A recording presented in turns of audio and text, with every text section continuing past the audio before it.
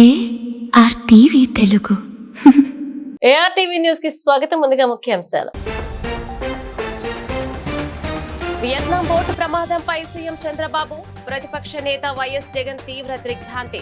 బాధితులను స్వస్థలాలకు తీసుకురావడంపై వేగవంతమైన చర్యలకు సీఎం ఆదేశం. ప్రమాదంలో మృతి చెందిన తెలుగు వారికి వైఎస్ జగన్ సంతాపం. పవన్ ను పరామర్శించిన సీఎం చంద్రబాబు, ఆరోగ్య పరిస్థితిని అడిగి తెలుసుకున్న చంద్రబాబు త్వరగా కోలుకోవాలని ఆకాంక్ష. విజయవాడ ఆటోనగర్ లో భారీ అగ్ని ప్రమాదం. మెకానిక్ షెడ్ లో చెలరేగిన మంటలు. 7 ప్రైవేట్ బస్సులు దగ్ధం. మంటలను అదుపు చేసిన అగ్నిమాపక సిబ్బంది. వియత్నాంలోని పర్యాటక ప్రాంతమైన ఫూక్ వాక్ ద్వీపం సమీపంలో ఘోర పడవ ప్రమాదం చోటు చేసుకుంది. పలువురు భారతీయ పర్యాటకులతో ప్రయాణిస్తున్న పడవ అకస్మాత్తుగా బోల్తా పడడంతో ఈ విషాదం నెలకొంది.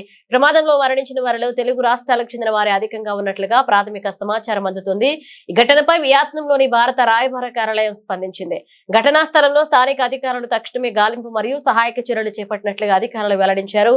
ఇక ప్రమాదానికి గల కారణాలు మరియు బాధితుల పూర్తి వివరాలను సేకరించే పనిలో అధికారులు నిమగ్నమయ్యారు. బాధిత కుటుంబాలకు సమాచారం అందించేందుకు మరియు వారికి అవసరమైన సహాయాన్ని తక్షణమే అందజేసేందుకు అధికారులు కంట్రోల్ రూమ్ ను ఏర్పాటు చేశారు.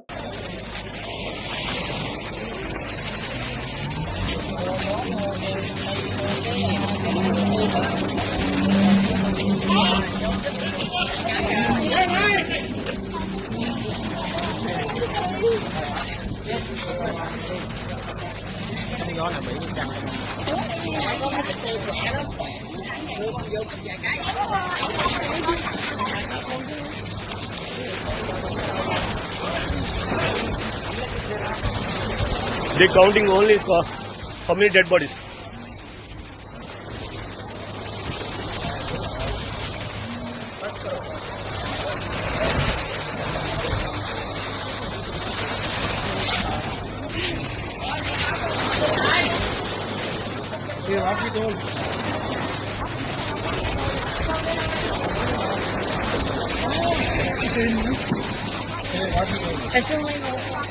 ఇక వియత్నాంలో జరిగిన ఘోర పడవ ప్రమాదం నేపథ్యంలో ఆంధ్రప్రదేశ్ ప్రభుత్వం సహాయక చర్యలను ముమ్మరం చేసింది. బాధితులను స్వస్థలాలకు తీసుకురావడం, మృతదేహాల తరలింపుపై సీఎం చంద్రబాబు నాయుడు అధికారులతో సమీక్ష సమావేశం నిర్వహించారు. ఇక మరొక వైపు ఈ ప్రమాదంపై మాజీ సీఎం జగన్ తీవ్ర దిగ్భ్రాంతి వ్యక్తం చేస్తూ మృతుల కుటుంబాలకు ప్రగాఢ సానుభూతి తెలిపారు. ఇక వియత్నాంలో జరిగిన పడవ ప్రమాదంలో చిక్కుకున్న తెలుగు రాష్ట్రాల పర్యాటకులకు అవసరమైన సహాయ సహకారాలపై సీఎం చంద్రబాబు సమీక్ష చేపట్టారు. గాయపడిన గెల్లే కిషోర్ ప్రస్తుతం వియత్నాం ప్రభుత్వ ఆసుపత్రిలో చికిత్స పొందుతున్నారని, ఆయన ఆరోగ్యం క్రమంగా మెరుగుపడుతోందని అధికారులు తెలిపారు. ఇక ప్రమాదంలో మరణించిన వారి మృతదేహాలను స్వస్థలాలకు తరలించేందుకు వియత్నాంలోని భారత రాయబార కార్యాలయం ప్రత్యేక ఏజెన్సీని నియమించిందని, భౌతికాయాల అప్పగింత తరలింపు ప్రక్రియ ఇప్పటికే ప్రారంభమైనట్లుగా అధికారులు తెలిపారు. ప్రమాదం నుంచి సురక్షితంగా భయపడిన పర్యాటకులను నేడు విమానాల ద్వారా స్వదేశానికి పంపే ఏర్పాట్లు పూర్తయ్యాయన్నారు. ఇక బాధితులంతా సురక్షితంగా స్వదేశానికి చేరే వరకు, మృతదేహాల తరలింపు పూర్తయ్యే వరకు అవసరమైన అన్ని సహాయ చర్యలు కొనసాగించాలంటూ సీఎం చంద్రబాబు ఆదేశించారు. అలాగే భారత రాయబార కార్యాలయంతో నిరంతర సమన్వయం కొనసాగించాలని ఏపీ భవన్ అధికారులకు సూచించారు.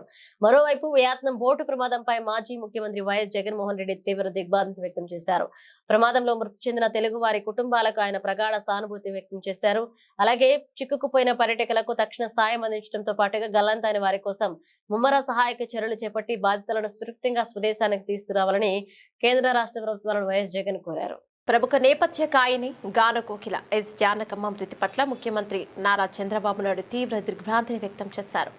క్యాంపు కార్యాలయంలో జానకమ్మ చిత్రపటానికి పూలమాల వేసి నివాళులర్పించిన సీఎం భారతీయ సంగీత రంగానికి ఆమె అందించిన విశిష్ట సేవలను ఆమె స్మరించుకున్నారు. శనివారం తుది శ్వాస విడిచిన గాన కోకిల ఎస్ జానకమ్మకు ముఖ్యమంత్రి నారా చంద్రబాబు నాయుడు ఘనంగా నివాళులర్పించారు. క్యాంపు కార్యాలయంలో ఆమె చిత్రపటానికి పూలమాల వేసి సీఎం తెలుగు నేలపై జన్మించిన జానకమ్మ 6 దశాబ్దాలకు పైగా తన అపూర్వ గానంతో కోట్లాది సంగీతాభిమానుల హృదయాలను గెలుచుకున్నారని పేర్కొన్నారు. ఆమె ఆలపించిన పాటలు చిరస్థాయిగా ప్రజల హృదయాలు నిలిచిపోతాయని అన్నారు. జానకమ్మ కుటుంబ సభ్యులకు, అభిమానులకు ప్రగాఢ సానుభూతి తెలియజేస్తూ ఆమె ఆత్మకు శాంతి చేకూరాలని భగవంతుని ప్రార్థించారు. ఏపీ ఉప ముఖ్యమంత్రి పవన్ కళ్యాణ్ ఇటీవలే ముంబైలో తన కుడి భుజానికి శస్త్రచికిత్స చేయించుకున్నారు. ఈ నేపథ్యంలో ఆయనను పరామర్శించేందుకు సీఎం చంద్రబాబు ఇక ముంబై ఆసుపత్రికి చేరుకున్నారు. ఈ సందర్భంగా ముఖ్యమంత్రి పవన్ కళ్యాణ్ ఉప ముఖ్యమంత్రి పవన్ కళ్యాణ్ తో ఆయన కాసేపు మాట్లాడి ఆయన ఆరోగ్య పరిస్థితిని శస్త్రచికిత్స అనంతరం కోలుకుంటున్న తీరును అడిగి తెలుసుకున్నారు. పవన్ కళ్యాణ్ త్వరగా కోలుకోవాలని ఈ సందర్భంగా ఆయన ఆకాంక్షించారు.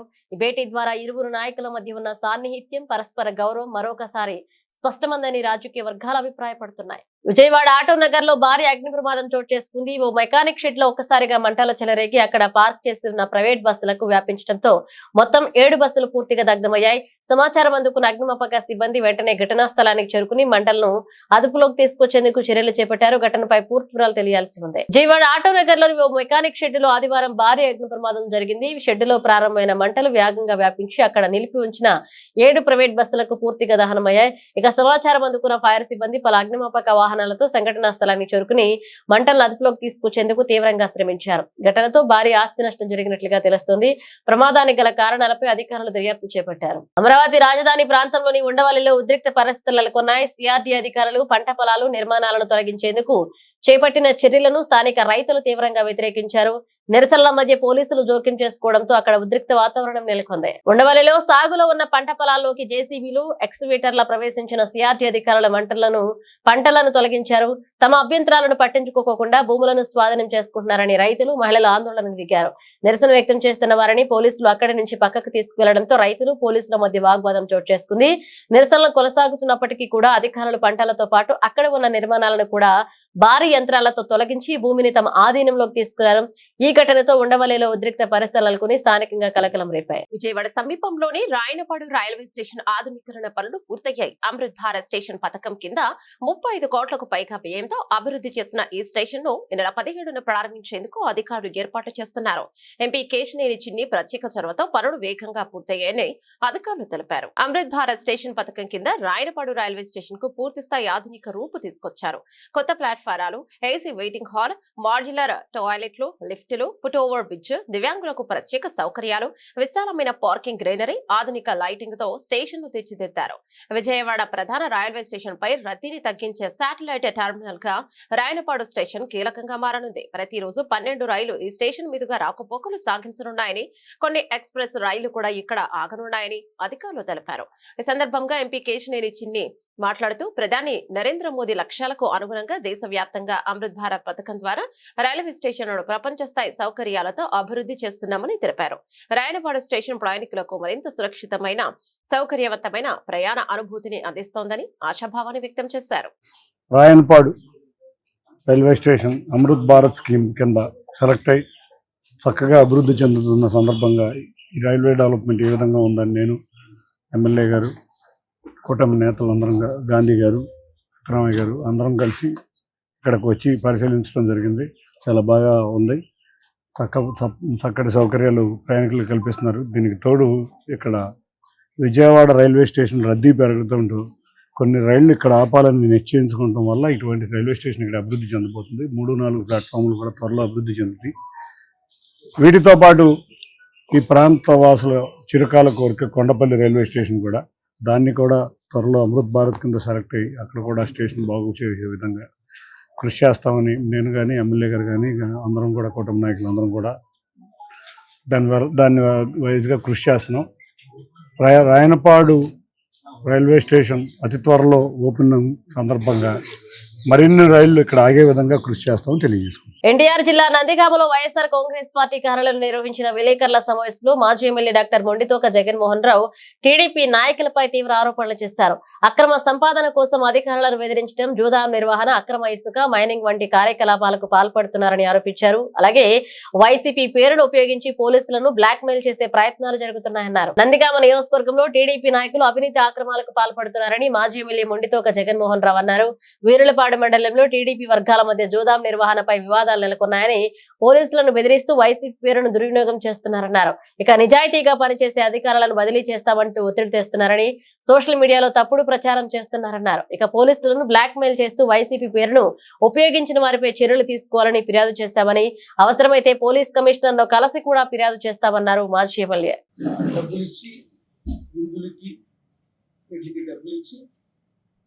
అంటే వర్గంగా చెప్పాలంటే పోలీసుల్ని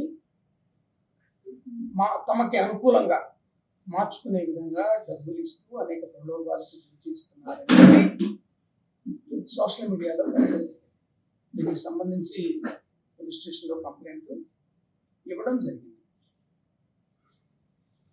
దీని నేపథ్యం అందరికీ తెలిసిందే. దీనికి నేపథ్యం ఏంటంటే వాళ్ళు చేస్తున్నటువంటి అవినీతి కార్యకలాపాలలో జోదాలకు సంబంధించి వీటికి సంబంధించిన కార్యకలాపాలలో వాళ్ళ మధ్య పోటీ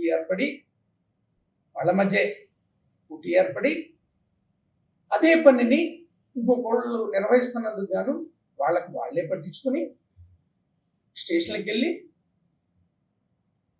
వాళ్ళే గొడవలు పడి పోలీసులే నీ ఎంత చూస్తామని మాట్లాడిన సందర్భాలు ఇవన్నీ కూడా అందరికీ తెలుస్తున్నాయి, అన్అఫీషియల్గా తెలుస్తున్నాయి, జరిగిన వాస్తవాలు. ఆ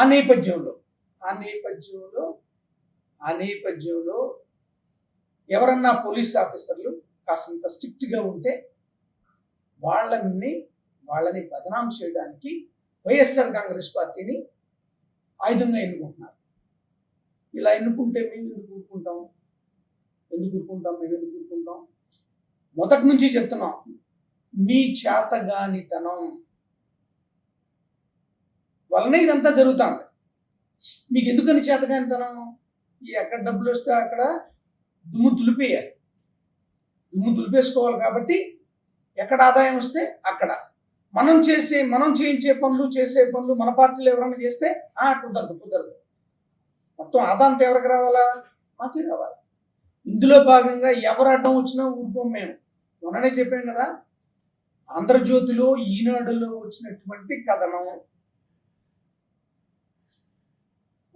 ఒక నాయకుడు ఇలా డబ్బులు తీసుకున్నాడు, డబ్బులు అడుగుతున్నాడు అని చెప్పినప్పుడు దాన్ని ప్రభుత్వ అధికారిని దాన్ని ధృవీకరించారు, పేపర్లో కూడా వచ్చింది.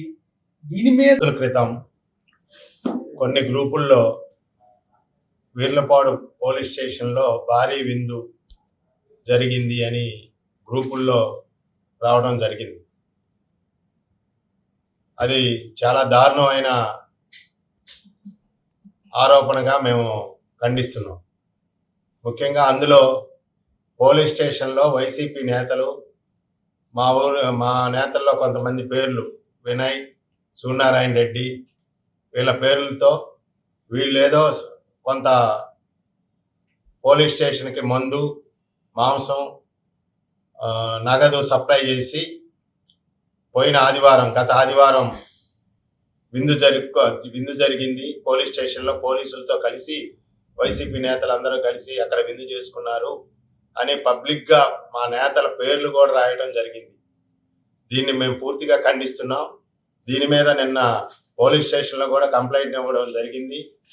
రేపో మాపో సిపి గారిని కూడా ఇదే విషయం మీద మన మాజీ ఎమ్మెల్యే గారు మొండితోక జగన్మోహన్ రావు గారిని తీసుకెళ్లి సిపి గారిని కూడా కలవటం జరుగుతుంది. ఇది మేము తీవ్రంగా ఖండిస్తున్నాం. ఇది కొంతమంది విలేకరులు, అందరినీ మేము అంటలేదు, కొంతమంది విలేకరులు ఇది పని కట్టుకొని బ్లాక్మెయిల్ చేయడానికి, అధికారులు లొంగట్లేదు, అధికారులతో పని చేయించుకోవడం కోసం కొంతమంది దొంగ విలేకరులు ఇలాంటి పనులు చేస్తూ మా పార్టీని బదనాం చేయటం మేము తీవ్రంగా దీన్ని వ్యతిరేకిస్తున్నాం. రానున్న రోజుల్లో ఇలాంటివి గనక ఇంకా ముందు గనక చేస్తే మటుకు ఇంకా వాళ్ళ మీద ఇంకా మేము సివియర్ యాక్షన్ తీసుకుంటామని మేము తెలియజేస్తున్నాం. యాక్చువల్ నాకు ఫోన్ పే కూడా లేదు, నాకు మందు అలవాటు లేదు, బిందు చేసుకున్నా అని చెప్తున్నారు. కానీ పచ్చి అబద్ధాలు ఇవి. వాళ్ళు మరి ఎందుకు చేస్తున్నారు నాకైతే అర్థం కాదు. కానీ మా పేరు కానీ అనవసరంగా మా చేసి రాద్ధాంతం చేస్తున్నారు. నాకు ఫోన్ పే లేదు, మందు అలవాటు లేదు. విజయవాడ సెంట్రల్ నియోజకవర్గంలో నిరుపేద మహిళలకు ఉపాధి కల్పించే దిశగా మరో అడుగు పడింది. P4 పథకంలో భాగంగా తెలుగుదేశం పార్టీ యువజన నాయకులు బొండా సిద్ధార్థ తన సొంత నిధులతో 4 మహిళలను కుట్టు మిషన్లు అందజేశారు. సింగనగర్ లోని ఎమ్మెల్యే కార్యాలయంలో ప్రభుత్వ సెంట్రల్ ఎమ్మెల్యే బొండా ఉమామహేశ్వరరావు సూచనల మేరకు P4 పథకం కింద 62వ డివిజన్ కు చెందిన 4 నిరుపేద మహిళలకు యువ నాయకులు బొండా సిద్ధార్థ కుట్టు మిషన్లు అందజేశారు. మహిళలు స్వయం ఉపాధి ద్వారా ఆర్థికంగా నిలదొక్కుకోవాలని, కుటుంబాల అభివృద్ధికి తోడ్పడాలని ఆయన ఆకాంక్షించారు. మహిళల సాధికారతే సమాజ ప్రగతికి పునాదని పేర్కొంటూ పేదల సంక్షేమం కోసం ఇటువంటి కార్యక్రమాలు కొనసాగిస్తామన్నారు. కార్యక్రమంలో ఎమ్మెల్యే కార్యాలయ కార్యదర్శి గంటా కృష్ణమోహన్ తో పాటుగా పలువురు నాయకులు పాల్గొన్నారు. మిషన్ ట్రైనింగ్ తీసుకున్నాము. ఉమా గారి ద్వారా, సిద్ధు గారి ద్వారా పొందుకున్నాము. ఈ మిషన్ ఇచ్చినందుకు చాలా మాకు థ్యాంక్స్ అండి. మరి ఈరోజు మా ప్రీతమ ఎమ్మెల్యే గారి సెంట్రల్ శాసనసభ్యులు బోండా మహేశ్వర గారి ఆదేశాల మేరకు మరి మా యువ నాయకులు సిద్ధుబాబు గారి చేతుల మీద మరి ఏదైతే కానీ రెక్కాడితే డొక్కాడిన కుటుంబాలు 62వ డివిజన్లో మరి ఎంఆర్పిఎస్ వెంకటేశ్వరరావు గారు ఇంటికాడ ఉండే పిల్లలు అనమాట. వీళ్ళు పాపం ఇబ్బంది పడుతున్నారు. భర్తలు పనులకు వెళ్ళినా కానీ జీవనోపాధి వాళ్ళు ఇచ్చే డబ్బులు చాలట్లేదు, మా కాలు మీద మేము బతుకుతామని ఎమ్మెల్యే గారి దృష్టికి తీసుకురాగానే మరి సిద్ధుబాబు గారు ఈరోజు స్పందించి ఈ నలుగురికి కుటుంబిషన్లు ఇవ్వడం జరుగుతుంది. మరి ఇంత మంచి మనసున్న నాయకులు మా నియోజకవర్గంలో ఉంటాం, మేము చేసుకునే సంతోషం.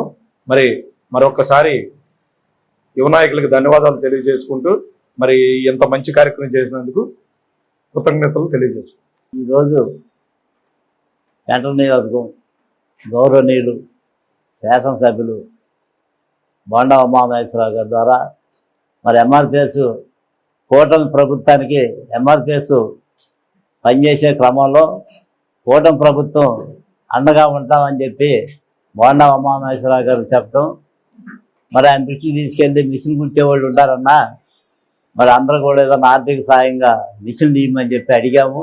దాని ద్వారాగా మరి ఎంఆర్పిఎస్ చెప్పిన దాన్ని బట్టి గౌరవించి ఎమ్మెల్యే గారు ఈరోజు ఈ మిషన్లు నలుగురికి ఇవ్వటం జరిగింది. మరి రాబోయే రోజుల్లో కూడా ఇంకా కొంతమందికి ఎంఆర్పిఎస్ ద్వారాగా ఇవ్వటానికి చేస్తూ మరి తెలుగుదేశం కూటమి ప్రభుత్వం మాకు అండగా ఉండి, మా దగ్గరికి అండగా ఉండి మరి ఇంకా కొన్ని కార్యక్రమాలను కూడా విజయవంతం చేస్తూ మా దగ్గర జరిగిన దాన్ని దృష్టిలో పెట్టుకొని మరి పార్టీ ద్వారా మేము పనిచేయించుకోవడానికి కూడా సిద్ధంగా ఉన్నాము. అట్లాగే ఇంకా కొంతమందికి రావాలి, అవి కూడా త్వరలో వస్తాయని చెప్పి కోరుకుంటూ బోండా ఉమామహేశ్వరరావు గారికి, సిద్ధు బాబు గారికి మరి ఉద్యమ నమస్కారాలు తెలియజేస్తూ మరి వాళ్ళు చేసిన సహాయానికి మరి మేము ఎప్పుడూ మర్చిపోమని చెప్పి కోరుకుంటూ అవకాశం ఇచ్చిన అందరూ కూడా ఉద్యమంగా తెలియజేస్తూ సెలవు తీసుకు. ఆదివారం సెలవు దినం కావడంతో విజయవాడ ఇంద్రకీలాద్రిపై భక్తుల రద్దీ భారీగా పెరిగింది. కనకదుర్గమ్మ అమ్మవారి దర్శనం కోసం తెల్లవారుజాము నుంచే వేలాదిగా భక్తులు తరలివచ్చారు. రద్దీని దృష్టిలో ఉంచుకుని ఆలయ అధికారులు ప్రత్యేక ఏర్పాట్లు చేసి సామాన్య భక్తులకు వేగంగా దర్శనం కల్పించారు. ఉదయం 9 గంటల నుంచి భక్తుల రాక అధికంగా ఉండడంతో ఆలయ అధికారులు డిఈఓ కిషోర్ కుమార్ పర్యవేక్షణలో క్యూలైన్ల నిర్వహణ చేపట్టారు. ఉదయం 10:30 గంటల నుంచి అంతరాలయ దర్శనాలను తాత్కాలికంగా నిలిపివేయడంతో పాటు మధ్యాహ్నం 3 గంటల వరకు అన్ని రకాల విఐపి దర్శనాలను రద్దు చేశారు. దీంతో సాధారణ భక్తులకు త్వరితగిన అమ్మవారి దర్శనం కల్పించారు. ఎండ తీవ్రత దృష్ట్యా క్యూలైన్లలోనే మొబైల్ వాటర్ క్యాన్ల ద్వారా చల్లటి తాగునీటిని అందించారు. ఈ వినూత్న ఏర్పాట్లపై భక్తులు హర్షం వ్యక్తం చేశారు. అలాగే ఉచిత ప్రసాద అన్నదానాన్ని నిరంతరాయంగా నిర్వహించారు. మధ్యాహ్నం తర్వాత రద్దీ తగ్గడంతో ఆలయ పాలక మండలి సభ్యులు అధికారులు క్యూలైన్లలో పర్యటించి భక్తుల సౌకర్యాలు పరిశీలించారు. ఆలయ కార్యనిర్వహణ అధికారి వికే సీనా నాయక్ వైర్లెస్ ద్వారా ఎప్పటికప్పుడు అధికారులకు సూచనలు జారీ చేస్తూ ఏర్పాట్లను సమన్వయం చేశారు. భారీ రద్దీ ఉన్నప్పటికీ భక్తులకు ఎలాంటి ఇబ్బందులు లేకుండా ప్రశాంతంగా దర్శనం జరిగిందని ఆలయ అధికారులు తెలిపారు. బులెటిన్ ముగించే ముందు హెడ్లైన్స్ మరోసారి. వియత్నాం బోటు ప్రమాదంపై సీఎం చంద్రబాబు, ప్రతిపక్ష నేత వైఎస్ జగన్ తీవ్ర దిగ్భ్రాంతి. బాధితులను స్వస్థలాలకు తీసుకురావడంపై వేగవంతమైన చర్యలకు సీఎం ఆదేశం. ప్రమాదంలో మృతి చెందిన తెలుగు వారికి వైఎస్ జగన్ సంతాపం. పవన్ ను పరామర్శించిన సీఎం చంద్రబాబు, ఆరోగ్య పరిస్థితిని అడిగి తెలుసుకున్న చంద్రబాబు త్వరగా కోలుకోవాలని ఆకాంక్ష. విజయవాడ ఆటోనగర్లో భారీ అగ్ని ప్రమాదం, మెకానిక్ షెడ్ లో చెలరేగిన మంటలు, 7 ప్రైవేట్ బస్సులు దగ్ధం, మంటలను అదుపు చేసిన అగ్నిమాపక సిబ్బంది. ఇవి బులెటిన్ అప్డేట్స్. మరణ అప్డేట్స్ తో మళ్ళీ కలుద్దాం.